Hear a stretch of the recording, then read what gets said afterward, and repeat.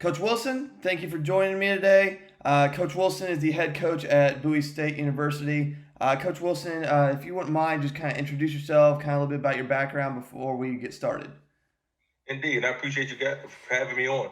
Um, I've just finished my 11th year at Bowie State University, my 21st year overall coaching college football. I had the opportunity to accept a position coach job at Bowie State University in 1999, and stayed there for a few years and had an opportunity to leave and go to Texas Southern University in Houston, Texas, a FCS program there. Left Texas Southern, took a job at Prairie View A&M in Prairie View, Texas, another FCS job.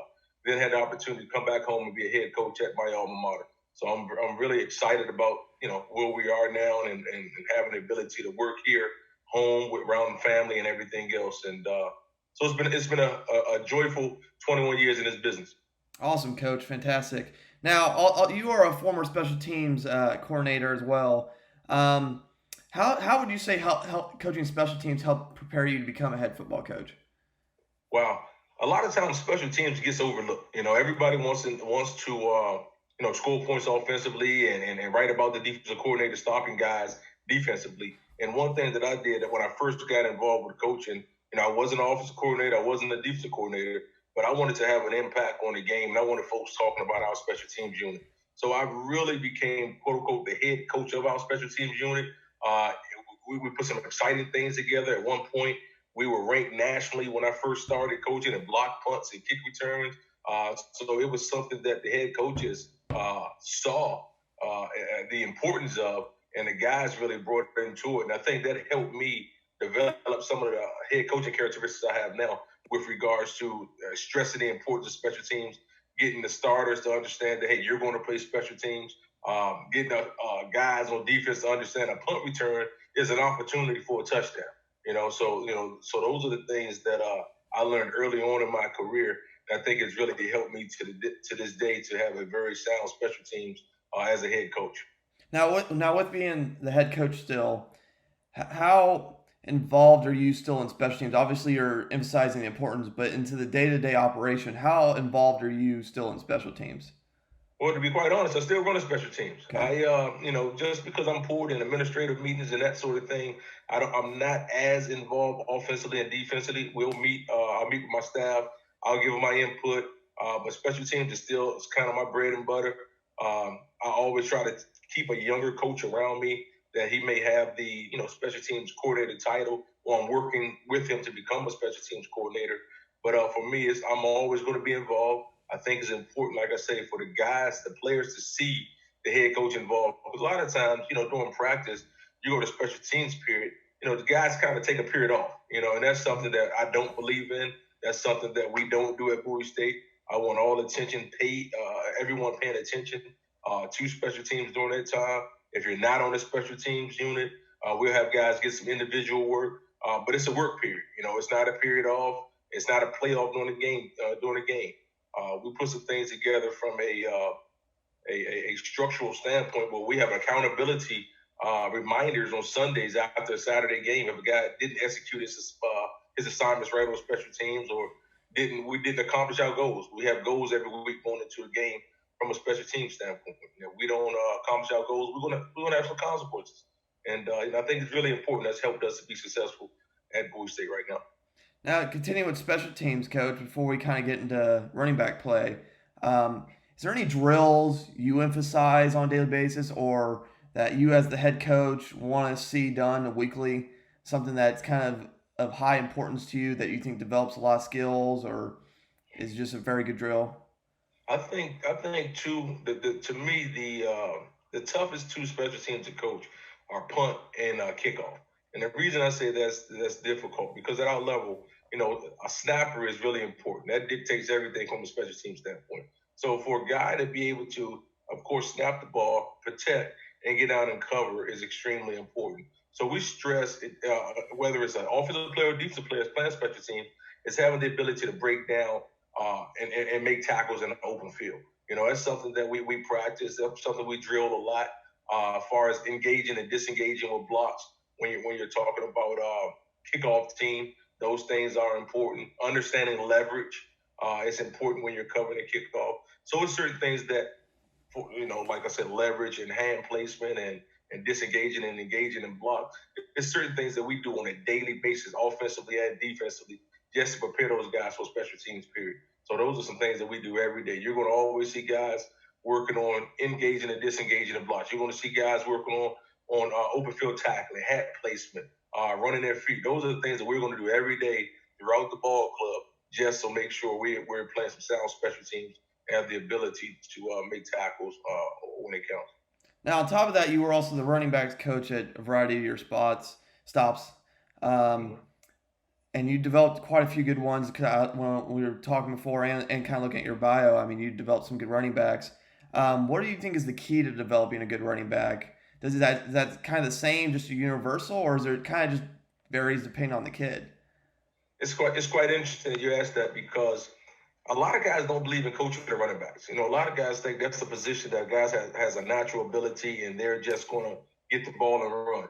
And one of my all-time favorite stories is coaching Isaac Redman. Isaac Redman played 7 years for the Pittsburgh Steelers as a running back. And I remember when they signed him out of Bowie State, he called me and pretty much cursed me out. He Coach White, da, da, da, da. So we laugh and joke. Well, I took it for about 2 minutes, and then he sold the third minute. He's like, Coach, I apologize. I said, what's wrong, Isaac?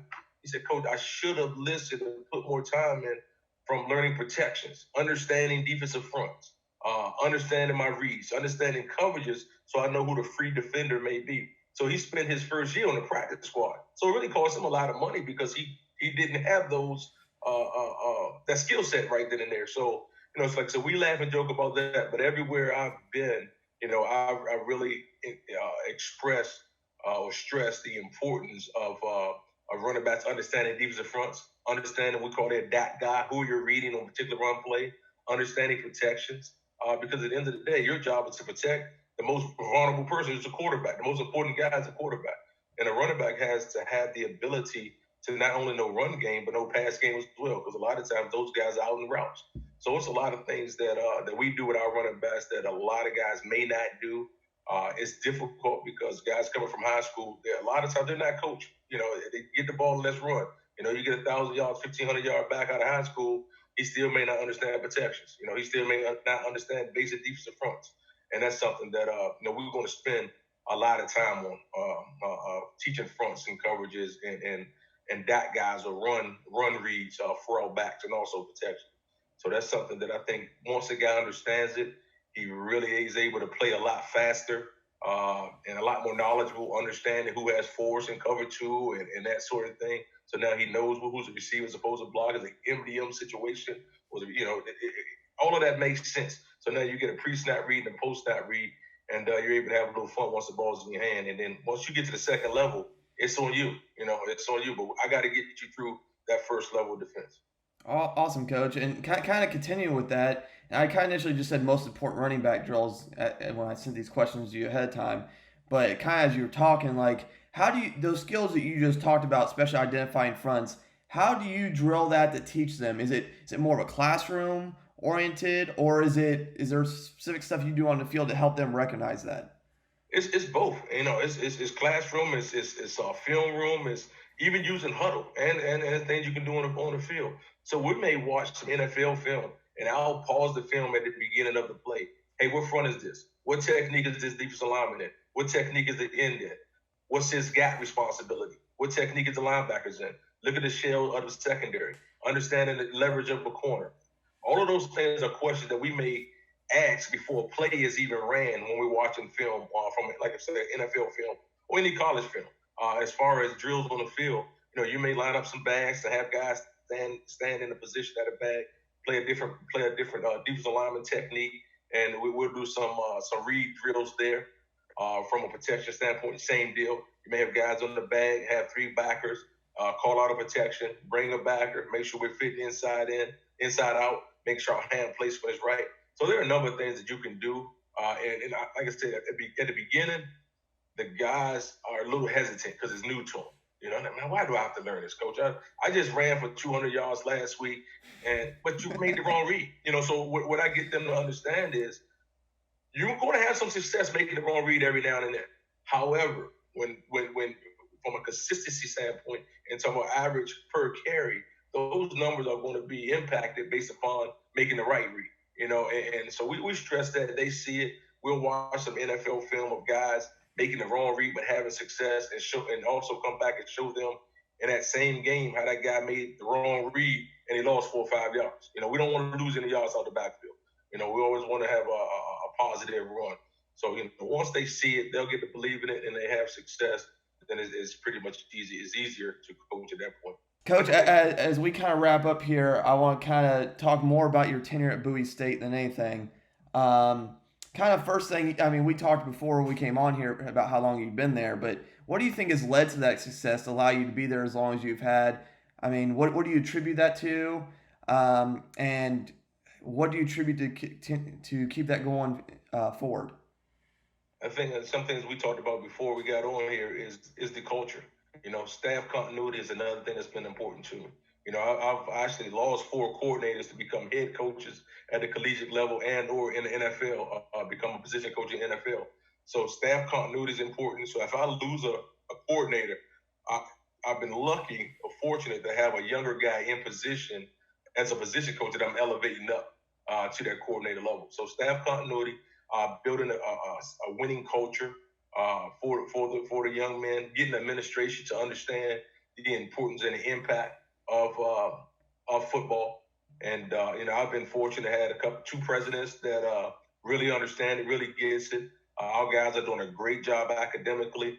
We had over a 3.0 team GPA, so that really helps because you're not losing guys to eligibility. We some guys that come into college and really aren't prepared for college, so we understand that. However, we cannot afford to lose guys due to academics that we're counting on. If there's a guy that comes in and he's not college material, is not ready for college, okay, let's work through in that situation.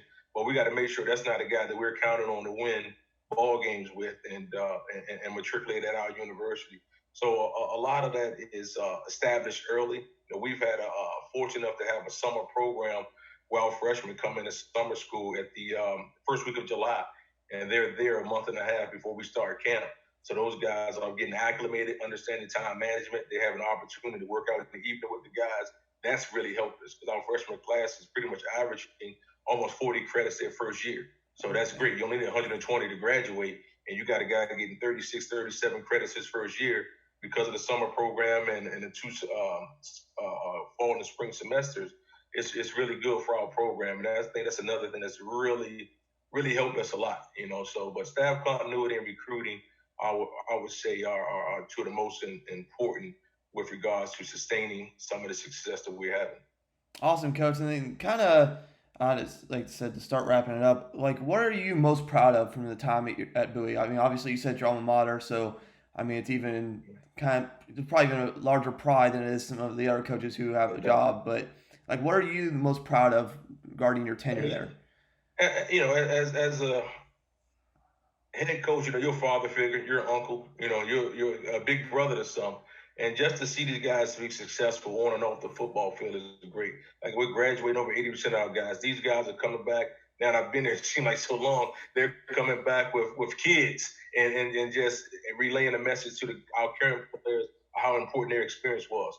We were the first coaching staff to bring a conference championship to the university. That's something I'm excited about. Winning the first playoff game in school history, something I'm excited about. But once you see those alums come back with their kids and their wives and talk to the guys and talk about their experience, that's like a proud dad moment just to see these guys successful in society. Definitely in today's time, it's extremely important and it's extremely exciting to me just to see these guys and knowing we had an impact in their overall development. Awesome, Coach. And then kind of before we finish up here, do you have any final thoughts on anything we've talked about, anything we haven't talked about, anything at all you want to talk about before we get off here? No, I think this is great, man. I think this platform is great. I think this whole pandemic has made us as coaches do things different, and I think at the end of the day, it'll be best for our profession as well as best for the young people that we coach on a daily basis. So I truly appreciate you reaching out to me. I truly appreciate this conversation, and hopefully, if you have some players for us down the line, we'll be able to get a shot to recruit some of those guys. And if there's anything we can do for you, please don't hesitate to let us know. Awesome, Coach. Thank you, and good luck this season, Coach. Hey, I appreciate it.